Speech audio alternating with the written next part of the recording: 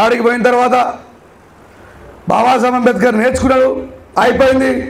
మరి ఆయన షిప్లో విదేశాలు వెళ్ళడానికి రెడీ అయిపోతున్నారు. అందరికంటే ఎక్కువగా బాబాసాహెబ్ అంబేద్కర్ దూరంగా ఉంటే బాధపడేది ఎవరు? రమాబాయి తల్లి. అప్పుడు బాబాసాహెబ్ అంబేద్కర్ గారు రమాబాయి తల్లి దగ్గరికి వెళ్ళి, అమ్మా నీకు మాట చెప్పాలనుకుంటున్నా, మరి నువ్వు ఒప్పుకుంటావో ఒప్పుకోవో, కానీ తప్పనిసరి పరిస్థితి నేను తెలుసులేండి నాకు. నీకు ఎట్లా తెలుసు? మామయ్య గారు చెప్పారు, మీరు ఆల్రెడీ మహారాజు గారి దగ్గరికి వెళ్ళారట, అప్లికేషన్ పాస్ అయిపోయిందట, మీరు విదేశాలకు వెళ్తారు, అంతే కదా. ఒడి మీ అమ్మ, మరి నీకు ఏం బాధగా లేదా? మరి మీరు లేకపోతే తలరాతలు మారాయన సంగతి చిన్నప్పటి నుంచి వింటూ వస్తున్నాగా, ప్లీజ్ గో అని చెప్పేసి బొకే లేకపోయినా అంత ధైర్యంగా చెప్పగలిగింది ఆ తల్లి, అంత ధైర్యంగా. ఇప్పుడు బాబాసాహెబ్ అంబేద్కర్ గారిని ఒకవేళ నువ్వు పోతే నేను సూసైడ్ చేసుకుంటా, నువ్వు పోతే నేను చచ్చిపోతా, నన్ను ఎందుకు లెక్కలు చేసుకుని వచ్చినావు, నడి మధ్యలో ఇడిసెవెటాలుగా వచ్చినావు అని చెప్పి అనుంటే ఇంతకుముందు ఒక ఆయన మాట్లాడాడు, ఆయన లేకపోతే బాబాసాహెబ్ అంబేద్కర్ ఏడికెళ్ళి పోతుండేనా? చెప్పండి, పోతుండేనా? మరి నన్ను ఎందుకు చేసుకున్నావు అని అడుగుంటే, నడి రోడ్లో ఇడిసెవెట్టడం కోసం నన్ను పెళ్లి చేసుకున్నావా, మార్గ మధ్యంలో నన్ను వదిలేయడం కోసం పెళ్లి చేసుకున్నావా అంటే అప్పుడు బాబాసాహెబ్ ఏం చేస్తాడు? నెత్తి నోరు కొట్టుకొని సపరేట్గా ఆగిపోయేటాడు. కానీ ఆ తల్లి ఏమన్నది? అయ్యా మీరు వెళ్ళాల్సిన అవసరం ఉందనే విషయం నాకు తెలిసింది, మీరు తప్పకుండా వెళ్ళి జాగ్రత్తగా చదువుకొని రండి, మన సమాజం యొక్క తలమాత రాతని మార్చే అవకాశం ప్రకృతి మీకు ఇచ్చింది, ఆల్ ది బెస్ట్ అని చెప్పి పంపినటువంటి ఒక గొప్ప వీరవనిత రమాబాయి తల్లి అని చెప్పి గుర్తు చేస్తా ఉన్నాం. తర్వాత బాబాసాహెబ్ అంబేద్కర్ గారిని మళ్ళీ రప్పియడం, బడా సంస్థలలో బాబాసాహెబ్ అంబేద్కర్ గారికి సేమ్ వాళ్ళ డాడీకి ఇచ్చినట్టే సైన్యాధికారి ఇవ్వడం, వాళ్ళకి పిల్లలు పుట్టడం, ఆ పిల్లలకి కేవలం గుర్తుపెట్టుకోండి అమ్మా, ముఖ్యంగా స్త్రీలు. అమ్మ సభలో ఎంతమంది స్త్రీలు ఉన్నారో చేయలేపండి ఒకసారి. ఈ ఒక్క విషయాన్ని గుర్తుపెట్టుకోండి జాగ్రత్తగా తల్లి. బాబాసాహెబ్ అంబేద్కర్ లాంటి మహానుభావుడి పిల్లలు ఎలా చనిపోయారంటే కేవలం ఆమెకి భోజనం లేకపోవడం వల్ల. ఏం లేకపోవడం వల్ల? భోజనం లేకపోవడం వల్ల. అంబేద్కర్ గారి భార్య నాకు తెలిసి మహారాష్ట్రలో అందరికంటే ఎక్కువగా దేవుడి పేరు మీద ఉపవాసం ఉండి తనను తాను చంపుకున్న మహిళ కావచ్చు. ఎక్కడ నా భర్తకు అవమానం జరుగుతుందో, రమా తిన్నావా అంటే లేదండి ఈరోజు ఒక పొద్దు. ఏమంటారా ఒక పొద్దుని? అమ్మాయి ఉపవాసం. తెలంగాణ యాస ఏదో తలకైన ఎవరు అడిగినా ఈరోజు సోమవారం ఉపవాసం అండి, మంగళవారం రోజు అడిగినా ఈరోజు మంగళవారం ఉపవాసం అండి, బుధవారం ఉపవాసం అండి, గురువారం ఉపవాసం అండి అని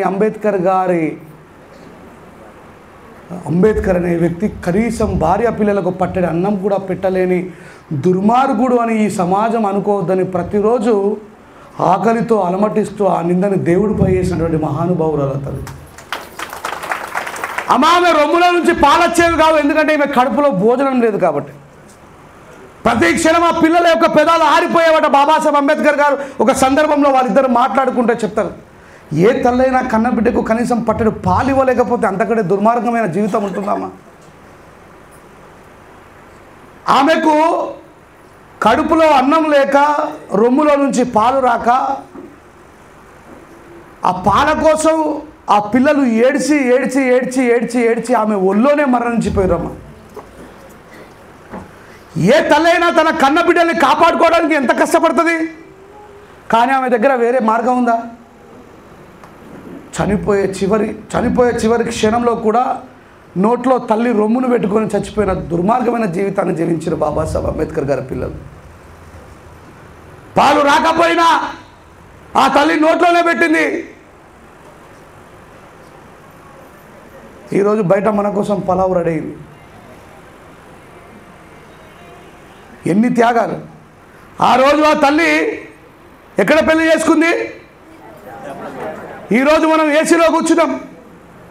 ఎవరి త్యాగం తల్లి? చివరికి ఒక మాట చెప్పి ముగిస్తాం. బాబాసాహెబ్ అంబేద్కర్ గారు తిరిగి దేశానికి వచ్చిన తర్వాత, ముగ్గురు పిల్లలు చనిపోయిన తర్వాత బాబాసాహెబ్ అంబేద్కర్ గారికి చాలా ఇష్టమైన కొడుకు గంగాధర్. ఎవరండి? గంగాధర్. అప్పుడు బాబాసాహెబ్ అంబేద్కర్ గారు వచ్చి అడ్వకేట్గా పనిచేస్తూ మీటింగ్లను కూడా తిరుగుతున్నప్పుడు అప్పటికి బాబాసాహెబ్ అంబేద్కర్ గారు కొంచెం 4 రాళ్ళు సంపాదిస్తూ ఉన్నారు. అప్పుడప్పుడు కేసులు వాదిస్తూ అది చేస్తూ. కర్మగాలి గంగాధర్ కూడా బాబాసాహెబ్ అంబేద్కర్ గారి కళ్ళ వీళ్ళైతే చూడలేడు, కానీ లాస్ట్ అబ్బాయి గంగాధర్ చనిపోయినప్పుడు బాబాసాహెబ్ అంబేద్కర్ లోపల చాలా భయం ఉంటుంది. ఏముంటుందమ్మా? భారతదేశపు చరిత్రని భయపెట్టిన ఒక మహాయోధుడు భయపడుతున్న రాత్రి అది.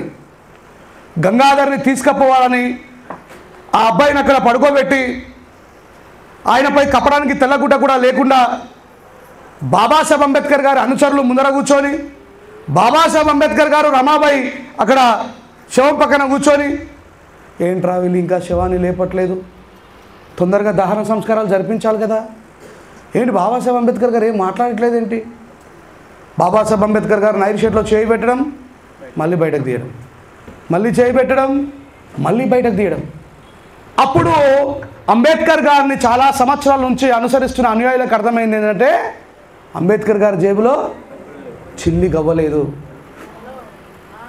అయ్యో, నా కన్న కొడుకు మీద కప్పడానికి తెల్లగుడ్డ కొనడానికి కూడా డబ్బు లేదు, నా భర్త యొక్క మర్యాద అమర్యాద కావద్దు అని ఆ 9 సంవత్సరాల వయసులో ఆ చేపల మార్కెట్లో ఆ తల్లికి వాళ్ళ తల్లిదండ్రులు కొనిచ్చినటువంటి కొత్త చీరల నుంచి కొంగును చింపుకొని వచ్చి ఆ కన్నబిడ్డ పైన తను కొనుక్కున్న మొట్టమొదటి చీరను తీసుకొని వచ్చి కప్పింది రమాబాయి తల్లి. ఎక్కడైనా అలా భర్త ఇజ్జత్ పోయేటట్టు ప్రవర్తించిందా అమ్మా? ఎక్కడైనా అంబేద్కర్ చూడండి, అంత దుఃఖంలో కూడా ద ఫ్యాక్షన్ ఆఫ్ సెకండ్లో అంబేద్కర్ గారి ఆలోచనలు అర్థం చేసుకునేదా తల్లి. ఓ, మా ఆయన దగ్గర డబ్బులు లేవు, ఈ అబ్బాయి పైన కప్పడానికి తెల్లగుడ్డ లేదు, కొత్త గుడ్డ కప్పాలి కాబట్టి నేను ఒకసారి కట్టుకున్నాను నా జీవితంలో ఆ చీర అని చెప్పి ఆ చీరల నుంచి కొంగును చింపుకొని వచ్చి కప్పింది. అప్పుడు బాబాసాహెబ్ అంబేద్కర్ గారు కుమిలి కుమిలి ఏడుస్తారు. దుఃఖాన్ని తట్టుకోలేక 32 డిగ్రీలు చేసిన నేను, 9 PhDలు చేసిన నేను, భారతదేశాన్ని 200 సంవత్సరాల పాటు బానిసత్వంలోకి నెట్టినటువంటి బ్రిటిష్ వాళ్ళు, బ్రిటిష్ రాజులు, సామంతులు కూడా నన్ను చూస్తే భయపడుతున్న ఈ రోజులలో నా కన్న కొడుకు తెల్లగుడ్డ కూడా కప్పాలని దుస్థితిలో జీవిస్తున్న నా భార్య, ఈ సమాజం నన్ను చూసి ఏమనుకుంటుందో అని బాబాసాహెబ్ అంబేద్కర్ గారు వెక్కి వెక్కి ఏడుస్తారు. తీరా గంగాధర్ శవాన్ని తీసుకొని కప్పెట్టేసి ఇంటికి వచ్చిన తర్వాత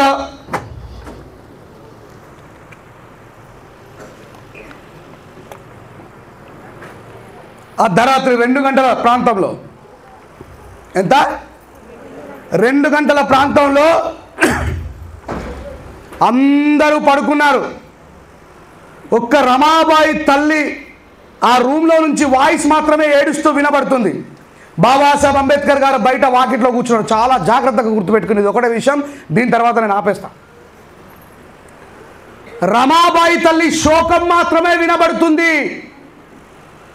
అరే, 9 గంటలు అయిపోయింది, ఏడుసుడు బంద్ చేసినాం, 10 గంటలైంది, ఏడుసుడు బంద్ చేసినాం, 12 అవుతున్నా ఏడుసుడు బంద్ చేసిండ్రు, 1 అయినా ఏడవడం మానేసిండ్రు, 2 అవుతున్నా రమా ఏడు పాపట్లేదు అని బాబాసాహెబ్ అంబేద్కర్ గారికి భయమైందట. నన్ను తిడుతుందేమో, ఒరే సిగ్గు లేదా, నీలాంటి దుర్మార్గుని పెళ్లి చేసుకొని ఒక ధీరమైన స్థితిలోకి నన్ను నెట్టేసామని చెప్పి నన్ను అంటదేమో అని బాబాసాహెబ్ అంబేద్కర్ గారు భయపడుతున్నారు. ఆ రూమ్ వైపు చూడాలన్నా, ఆ రూమ్లోకి అడుగులు వేసి పోవాలన్నా బాబాసాహెబ్ అంబేద్కర్ గడగడలాడిపోతున్నాడు. భారతదేశాన్ని గడగడలాడించిన ఒక మహానుభావుడు ఆ రూమ్ వైపు పోవడానికే గడగడలాడుతున్నాడు.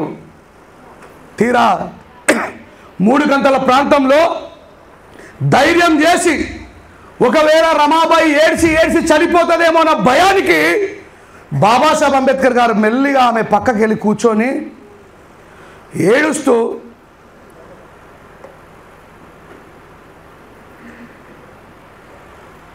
రమా,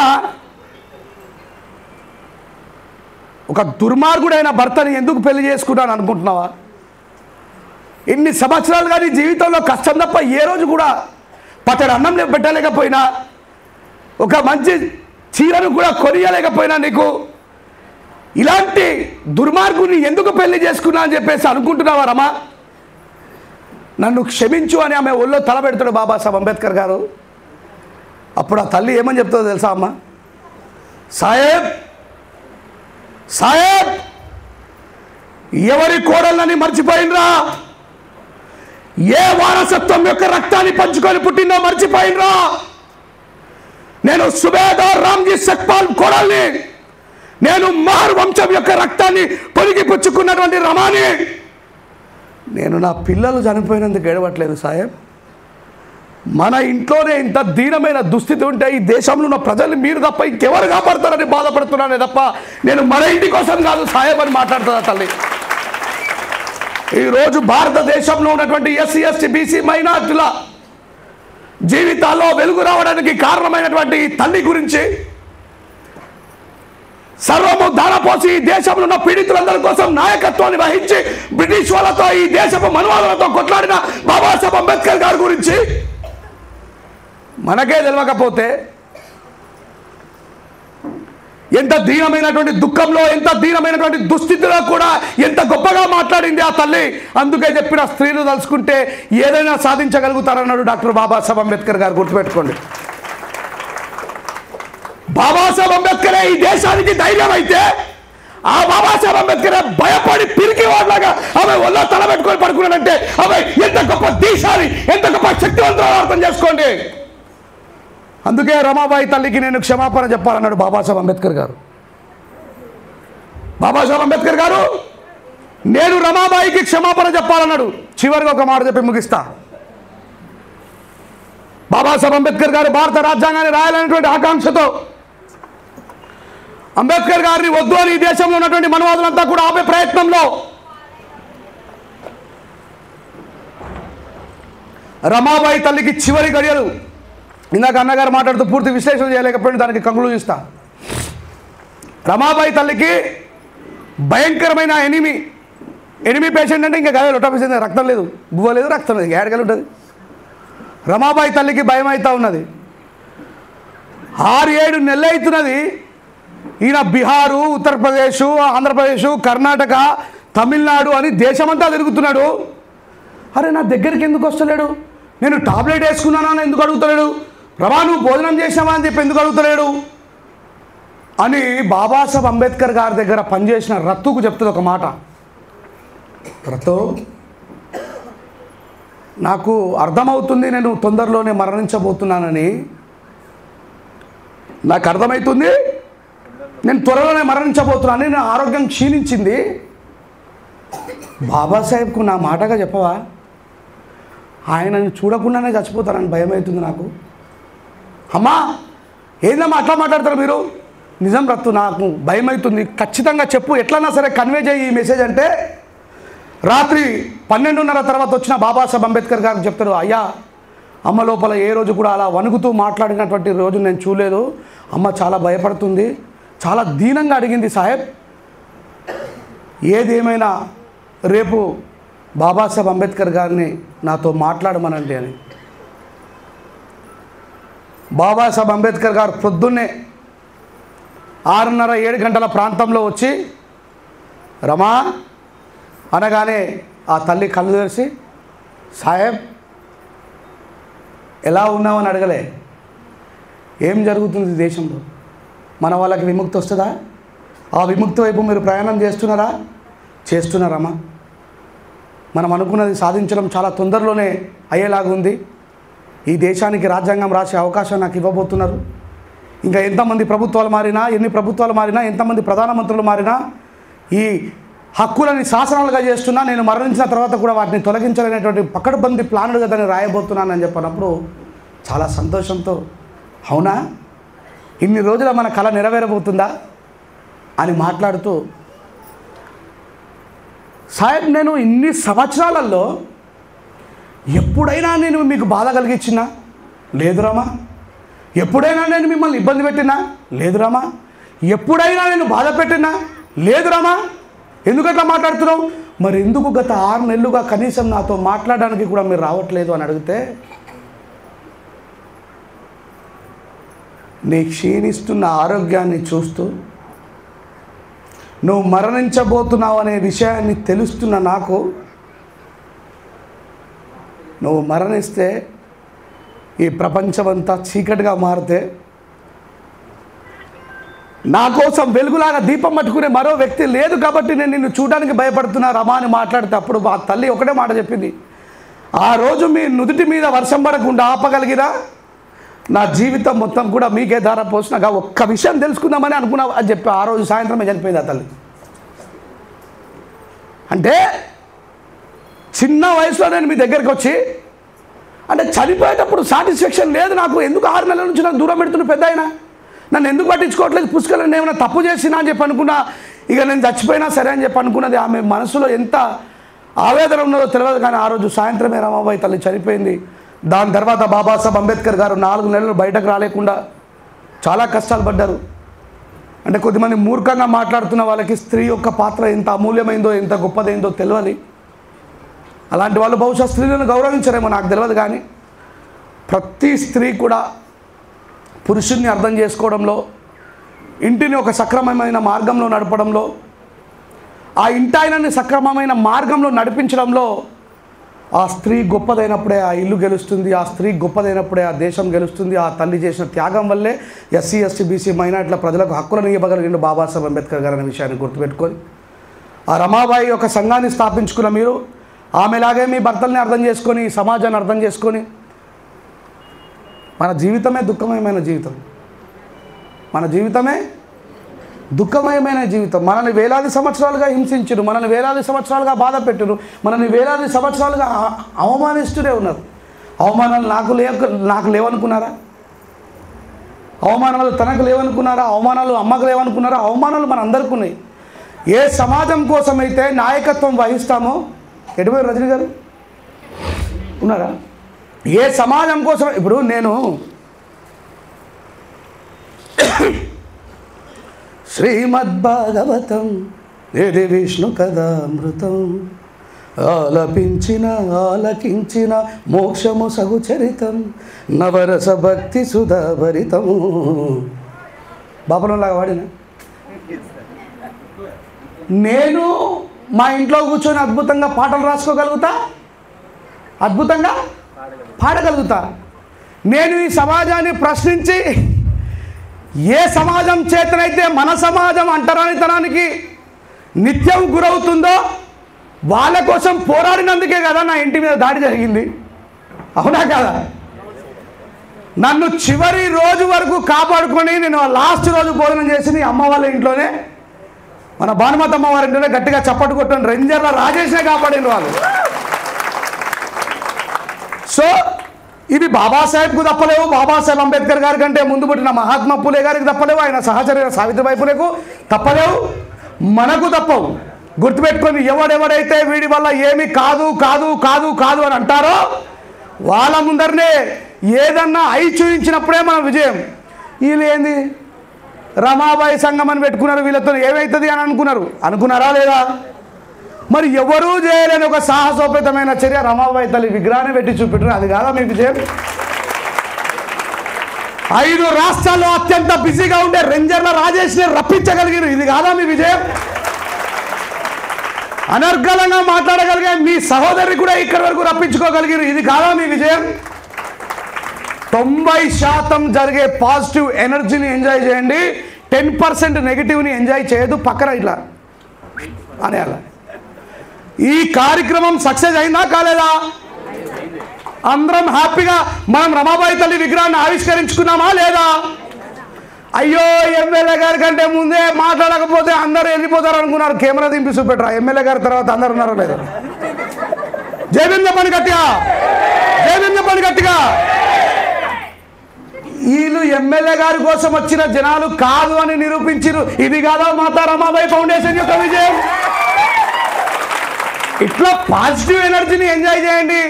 ఎక్కడో వేరే వేరే రాష్ట్రాలలో ఉండే రేంజర్ల రాజేష్ గారే రాగలిగినారు. చాలా మంది అనుకున్నారు వస్తాడా రేంజర్ల రాజేష్, నిజంగా ఆయన వస్తాడా? ఎందుకు రావండి? స్త్రీలు ముందుకు కదిలిన తర్వాత ఎవరైనా వాళ్ళకు సలాం కొట్టాల్సిందే. వాళ్ళ కొడుకునే నేను కానమ్మా, మీలాగా ఒక తల్లే కదా నన్ను కన్నది.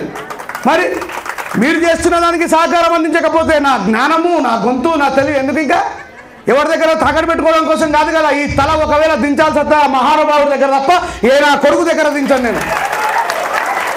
మీరు కూడా అట్లే తయారయ్యి ఆ స్ఫూర్తితో ముందుకు పోవాలని ఈ ఒక్క మీటింగ్తోనే కాదు, ఈ కోనసీమ అంబేద్కర్ జిల్లా రమాబాయి తల్లి ఫౌండేషన్ ఒక స్ఫూర్తి అయి ఒక విత్తనంగా మొలకెత్తి 3 సంవత్సరాల లోపలనే అఖండ విజయాన్ని సాధించి మాతా రమాబాయి తల్లి విగ్రహాన్ని పెట్టినటువంటి ఘనతని సొంతం చేసుకున్న మీరు ఎక్కడ అన్యాయం జరిగినా ఎవరికి అన్యాయం జరిగినా ముందుగా నిలబడి నడవండి. నేను లేకపోతే చాలా మంది మీ తోడుగా ఉంటారు, గుర్తుపెట్టుకోండి. మీరు సంకల్పిస్తే ఏదైనా సాధించగలుగుతారు. మళ్ళీ చెప్తున్నా, మీరు ఎప్పుడు కూడా డీలా పడొద్దు, ఏది కాదనుకోవద్దు. అమ్మ రమాబాయి తల్లి విగ్రహానికి ఆర్థికంగా సహాయం చేసింది. అలాంటి చాలామంది మీరు పని చేస్తూ ఉంటే, నేను సమతా సైనిక్ దళలో జాయిన్ అయినప్పుడు ఒక ప్రధాన కార్యదర్శిగా జాయిన్ అయిన 2009లో. ఎప్పుడు 2009లో ప్రధాన కార్యదర్శిగా జాయిన్ అయిన నేను తెలంగాణ స్టేట్ ప్రెసిడెంట్గా పనిచేసిన, ఉమ్మడి రాష్ట్రానికి వైస్ ప్రెసిడెంట్గా పనిచేసిన, తర్వాత దక్షిణ భారతదేశానికి వైస్ ప్రెసిడెంట్గా పనిచేసిన, ఇప్పుడు సమతా సైనిక్ దళ్ దక్షిణ భారతదేశ అధ్యక్షుడిగా పనిచేస్తున్నా. ఎక్కడైనా నా గొంతును తగ్గించానా ఇన్ని సంవత్సరాలలో? కోనసీమ అంబేద్కర్ గారి జిల్లాకి అంబేద్కర్ గారి పేరు తొలగించాలంటే 2 రాష్ట్రాలను కలుపుతూ హైదరాబాద్ నడిబొట్టుని రణరంగాన్ని చేసిన ఒక సమతా సైనికుడిగా ఎక్కడ అన్యాయం జరిగినా దళితులకు కానీ బీసీలకు కానీ ముందుకొచ్చి మాట్లాడినా నేను ఎక్కడ కూడా పనిని ఆపలే. నేను ఎక్కడ పనిచేయడం ఆపలే. నన్ను చాలామంది మన జాతి అంటేనే పీతల జాతి.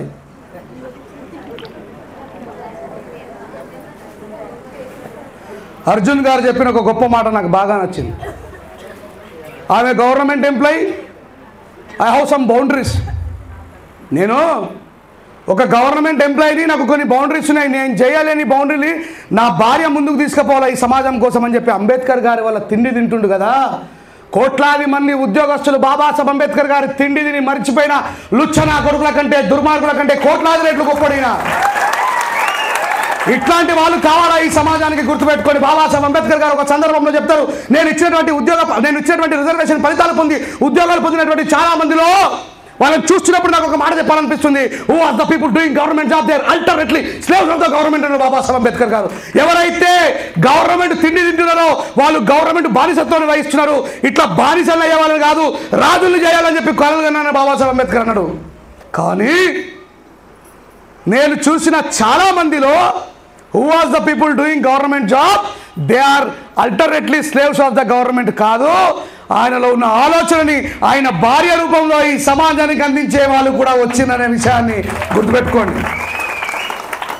అట్లా కలిసికట్టుగా పోరాడితే చాలామందికి ఆకలి అవుతుంది లోపల. ఎంత కోపానికి వస్తున్నారో కానీ తినని వాళ్ళు తిన్నోళ్ళు కాదు. ఇప్పుడు మీ తిన్నోళ్ళకి ఏముంటుందంటే ఇంకా గంట సేపు మాట్లాడినా వినే ఓపిక ఉందా లేదా? మీకు ఉందా లేదా? కానీ ఆకలి అవుతున్న వాళ్ళ కడుపు మండుతుంది, అది నాకు తెలుస్తుంది. సో నేను కంపల్సరీ ఏం పాట పాడాలి? నాతో మీరు వాడతా అంటే వాడతా. నేను ఒకసారి వినండి. నేను నిన్న ప్రొద్దున 6 గంటలకు మా ఇంట్లో నుంచి బయలుదేరితే నేను వచ్చేసరికి ఎంత అయింది రజని మేడం? 11 అయింది. 6 గంటలకు మా ఇంట్లో నుంచి బయలుదేరితే ఇక్కడికి రావడానికి 11 అయింది. అంటే ఎన్ని గంటలు? 6 to 6 12. అందుకే గొంతు పొంగురిపోతుంది నిద్రలేక. నా గొంతు పొంగురిపోతుంది ఎప్పుడైనా చూసిరా? ఇట్లా నేను మాట్లాడితే ఎట్లుంటుంది? అయినా సరే నా సంకల్పం నెరవేరాలని ఆశతో ఉన్నా. నాకేం అడ్డుకట్లు కావు. కార్లో కూర్చున్నా, ఇట్లా కూర్చున్నా, అట్లా కూర్చున్నా, అనుకున్నది చేరే దిశగా సాగాలంటే చాలా అడ్డంకులు వస్తాయి. ఇందాక ఎవరో అక్క మాట్లాడుతూ బాలకృష్ణకు చెల్లెలాగా మాట్లాడింది. ఎవరామె? మన వైస్ ప్రెసిడెంట్ రమాబాయి తల్లి అక్క. ఒకసారి లేవు, గట్టిగా సపోర్ట్ కొట్టాలి ఆమె. ఏమన్నది? మమ్మల్ని ఆపే ప్రయత్నం చేస్తే మీరు అనుకున్న దానికంటే మించి సాధించి చూపిస్తామన్నది. అట్లా కావాలా మనల్ని అందరూ గుర్తుపెట్టుకోండి. అక్క మీ వెనుక మీ తమ్ముడిగా మీ అన్నగా నేనుంటే 5 రాష్ట్రాలు ఉన్నట్టే గుర్తుపెట్టుకోండి.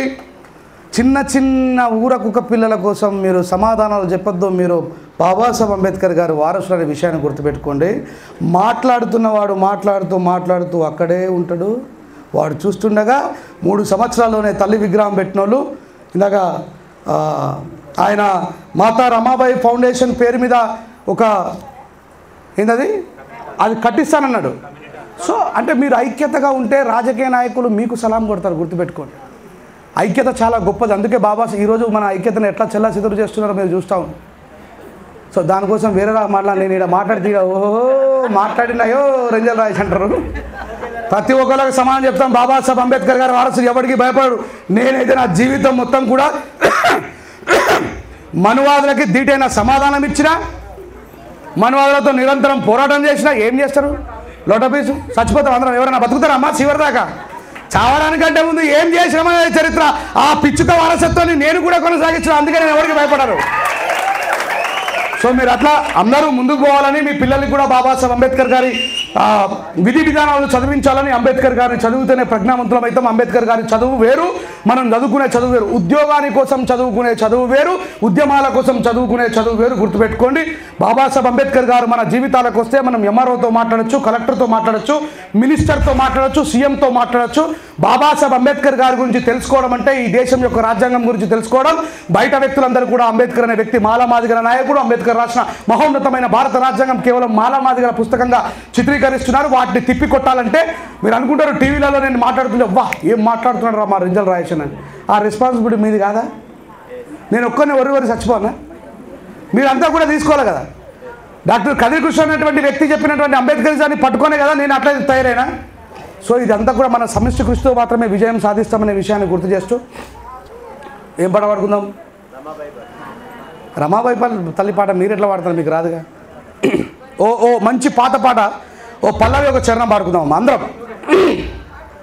మీరు అందరూ సింగర్లే నాకు తెలుసు. శివుడు ఆలయం పోతేనేమో, రాముడి గుడికి పోతే అందరి బంధువయ్యా అంటారు. చర్చికి పోతే నీవు చేసిన ఉపకారములకు నేనేమి చెల్లింతును.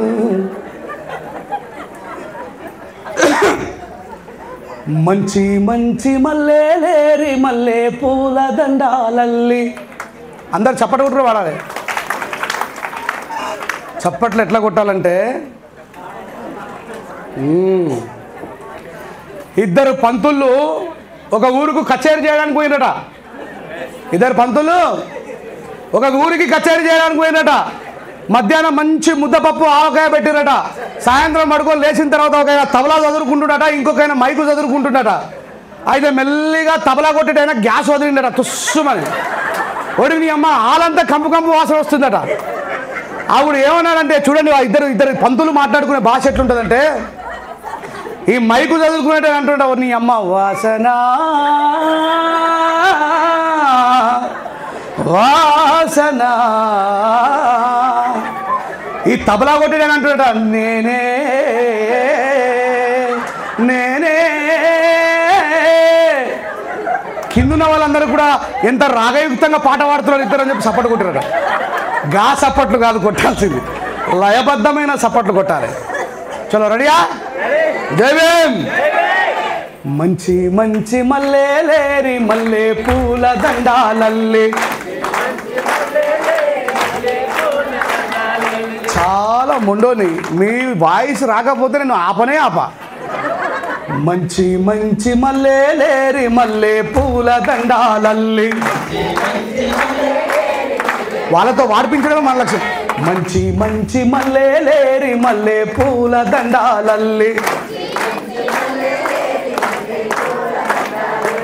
అంటే మొగోళ్ళు సపోర్ట్ కొడతలేరు, మీరు అభయాస్తం తీసుకున్నారా? మీరు కొట్టరా? అరే స్త్రీలు మన అక్కలు మన చెల్లెలే అంత అద్భుతంగా కొడుతున్నారు, మనమేమో తక్కువనా? తగ్గేదిలే, కొట్టాలి అందరూ. మంచి మంచి మల్లెలేరి మల్లె పూల దండాలల్లి. మంచి మంచి మల్లెలేరి మల్లె పూల దండాలల్లి. మల్లె పూల దండాలేద్దుమో మా భారత రత్న బాబాసాహెబ్ అంబేద్కర్కు. మల్లె పూల మా భారత రత్న బాబాసాహెబ్ మల్లె పూల దండాలేద్దుమో మా భారత రత్న బాబాసాహెబ్ అంబేద్కర్కు. మల్లె పూల గట్టిగా దండాలంటూ వేడుకుందుమో మా పీడిత రత్న బాబాసాహెబ్ అంబేద్కర్ను దండాలంటూ వేడుకుందుమో మా పీడిత రత్న బాబాసాహెబ్ మంచి మంచి బంతులేరి బంతి పూల దండాలల్లి అరే మంచి మంచి బంతులేరి బంతి పూల దండాలల్లి బంతి పూల దండాలేద్దుమో మా భారత రత్న బాబాసాహెబ్ అంబేద్కర్కు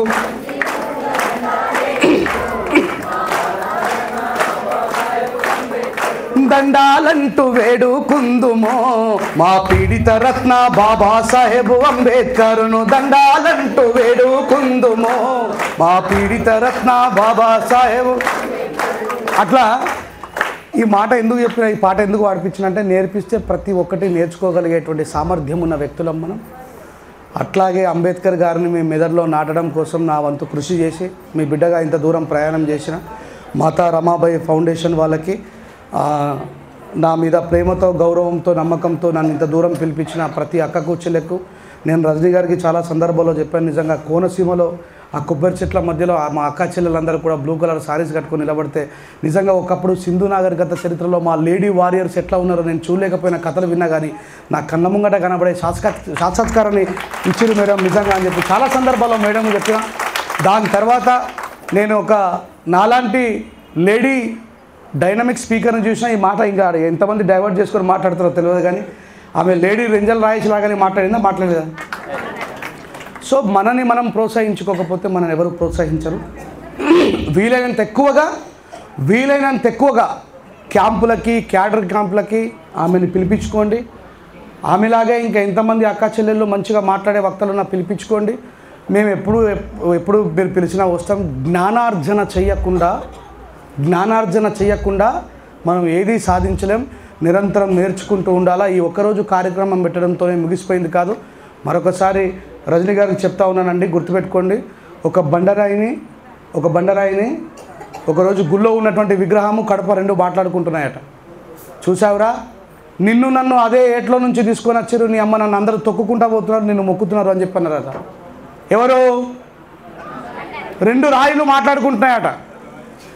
నిన్నేమో అందరూ మొక్కుతున్నారు, నన్నేమో అందరూ తొక్కుతున్నారని. మేడం మీకోసం చెప్తున్నా, మంచిగా కూర్చోండి, ఒక మాట చెప్పి ముగిచేస్తా.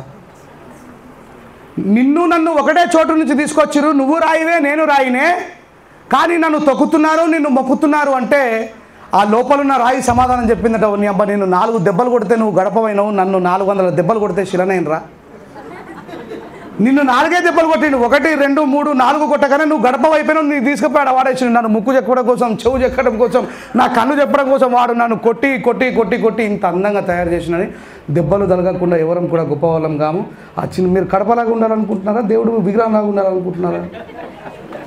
చెప్పండి. మాతా రమాబాయి ఫౌండేషన్ వాళ్ళు మీరు గడపలాగా తొక్కే వాళ్ళలాగా ఉండాలనుకుంటున్నారా, మొక్కే వాళ్ళలాగా ఉండాలనుకుంటున్నారా? గట్టిగా ముక్తఖండంతో మిమ్మల్ని చెక్కడానికి శిల్పిగా నా వంతు ప్రయత్నం నేను చేస్తానని నాకు ఈ అవకాశం ఇచ్చిన మీ అందరికీ మరొకసారి హృదయపూర్వకమైన జై భీములు తెలియజేసుకుంటా ఉన్నాను. Thank you very much. జై భీమ్.